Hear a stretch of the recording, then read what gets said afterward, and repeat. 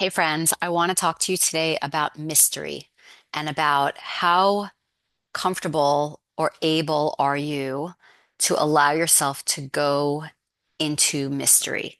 So the word mystery itself implies something hidden, something concealed or unknown or unknowable, right? It's we see and experience the outer world through our senses. We see, we hear, we can get evidence for and collect data and information based on what is tangible, what is known to us. But mystery has a completely different vibration to it, which is I don't really know what's there. I don't know what's hidden or lurking in the shadow, in the darkness, in the other realms. Um, you know, what is real beyond just our five senses, external reality? That's the mystery, right? The beginning of the world. There are theories, and it's a mystery. All of the workings of the human body and science can only take us so far in what is known, and yet there's mystery that life is happening all the time and being sustained heartbeat to heartbeat, breath to breath.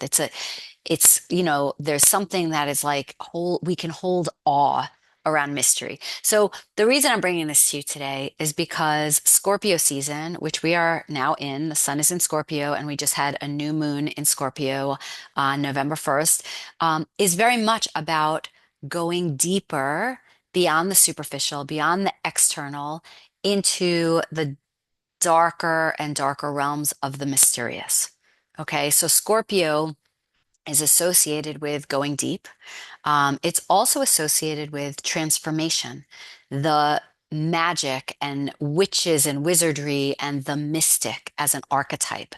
The mystic is someone who is comfortable descending into the darker realms, the shadowy realms, and has the courage to face whatever is there, to try to understand it, transmute it, transform it, and bring it into some new wisdom and understanding and to bring it into the light.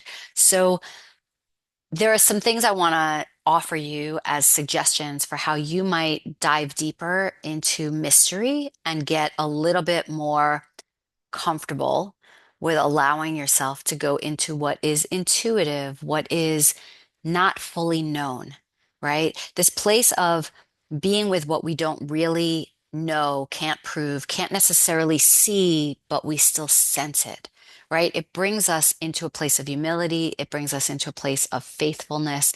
So these are really wonderful things to cultivate and to practice. And I will give you some tools around that. I first wanted to share two other things, actually three things. The first is a teaching from the Tao Te Ching. I'm reading to you from this version of the Tao Te Ching today. And this comes from the first teaching. Freed from desire, you can see the hidden mystery.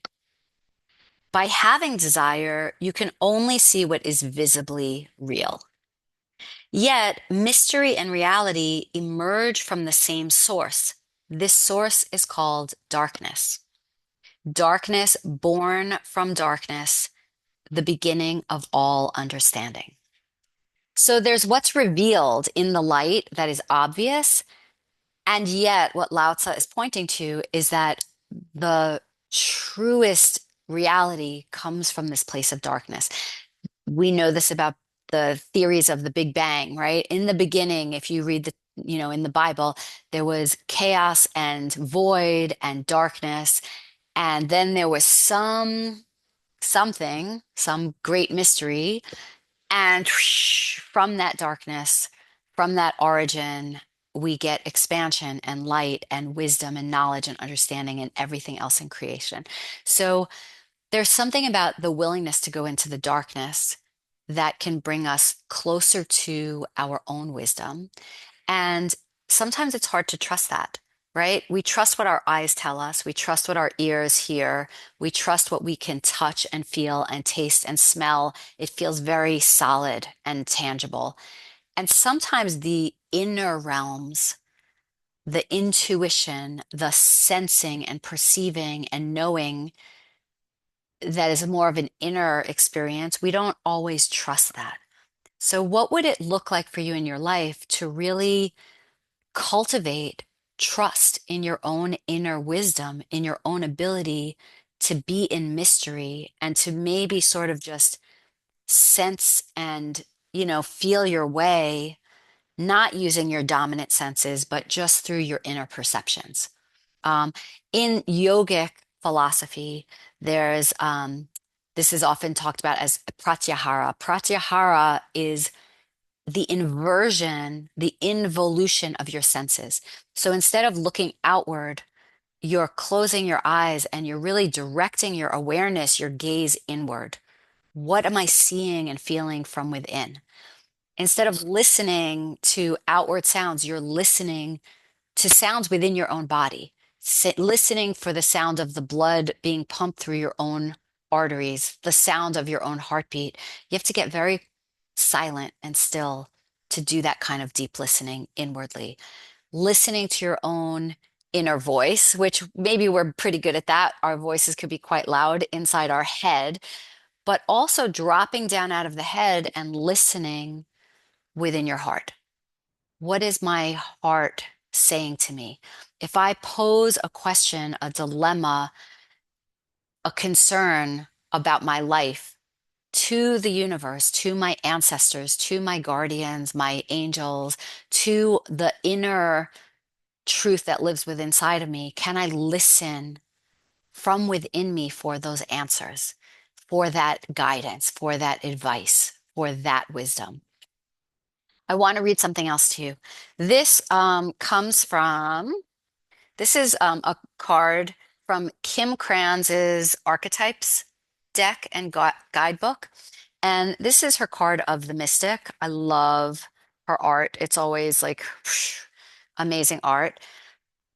You could see that there's a lot of darkness and there's also this amazing light and vibrance. This is kind of looking like an eye, right? The inner eye that sees, right? Um, so whatever this sparks for you, you could do a meditation just on this card. What does that invoke? Where does that draw you into? What is that inviting you into to be the mystic, right? Who are you in this card, right? Where do you find yourself? And here's what she has to say about the mystic. Lost my glasses.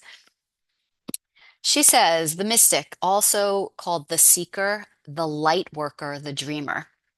The mystic is often misunderstood in our culture, depicted as a wandering or light-hearted daydreamer. Yet, like Shiva, the true mystic plays a critical role in society, remaining fearlessly dedicated to the path of transformation. In order to save the earth from darkness, Shiva swallows the poison of the world and holds it in his throat, slowly transmuting the liquid into nectar. This is the work of the mystic. They do not fear darkness, but rather sit in the presence of it, harness the potential and latent energy behind it, and embed it with light. They are patient and prudent change makers, seeking growth above all else. Unanswerable questions are the mystic's lifeblood. The mystic revels in mystery, in the great riddle of life, dancing with the forces of light and dark upon its wings. I love that. I want to show you two more cards. This tarot card comes from the Light Seers Tarot, and the artist, she envisions the death card is associated with Scorpio, so it's the number 13 card. And in her translation and vision of this card, it's death and rebirth. And I love that it's, connected with the infinity symbol. And again, there's this idea that we're shrouded and it's a mystery. And who am I really?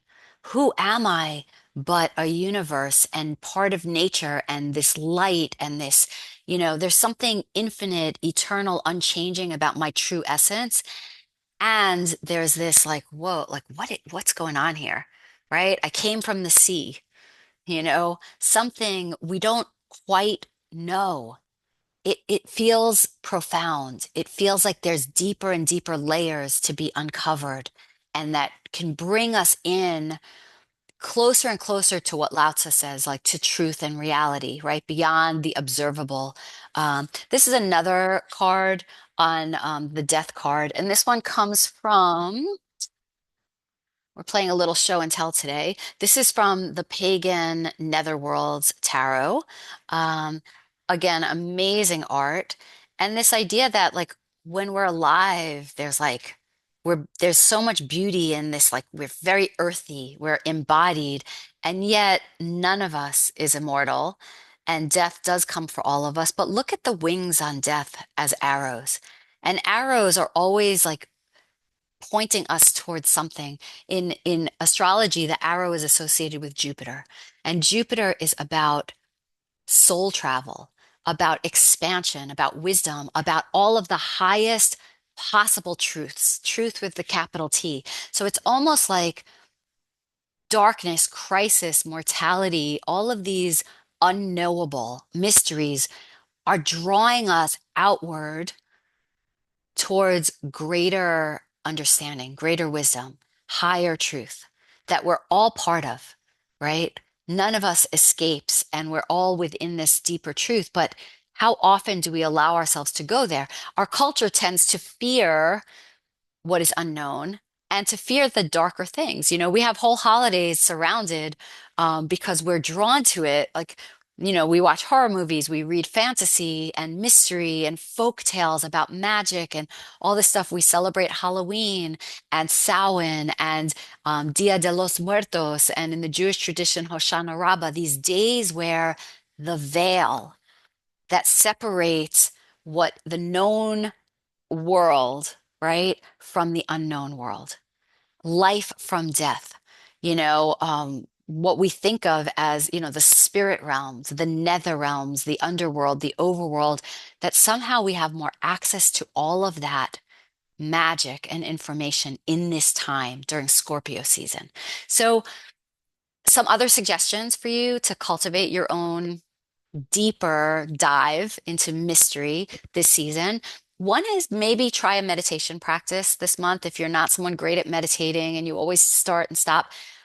Even setting an alarm, a clock for 3 minutes, just to close your eyes, to shut out the external and just feel right here, right now. What am I sensing? What am I feeling? What's in my body? What's in my heart? Maybe you sense colors, maybe you sense images, just trusting and doing this, setting aside a little bit of time every day to just see what shows up, right? And trusting that, trusting what shows up to reveal itself to you. And you may even start with a question of, what does the universe want to reveal to me right now? And then just dwell in that for as long as you would like.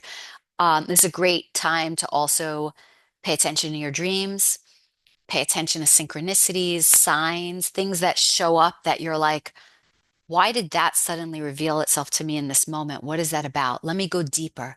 Instead of passing things over on the surface and like, oh, I have enough information, I don't need to know more. This is a great month to go deeper, do research. Oh, I'm curious about this, and I got the AI generated, Google, like, oh, this is what this is about. Don't stop at that superficial level. Why don't you research, go deeper, uncover, learn more, gain deeper wisdom that brings you into some truth that you didn't have before, some wisdom that you weren't accessing. Another thing that you might try is journaling this month. I think that journaling, again, it allows us to be in dialogue with our inner world, different than having a conversation with someone else, different than just thinking about something in your mind. Something about journaling, pen to paper, allows the inner voice to express itself. So that would be a nice way to touch base with your intuition. And of course, I'm a huge fan of tarot because tarot is just visual, spatial, color, archetypal, more right-brained ways of coming into information or a reaction or a feeling about something rather than just being, intellect dominant.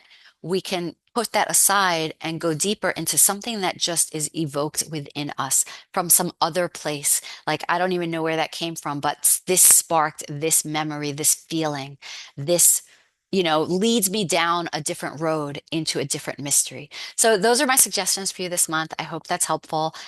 Please reach out to me if you want to go talk about any of this, if you'd like a tarot reading, if you want to talk about what you're discovering for yourself, I always love any feedback I get from you guys.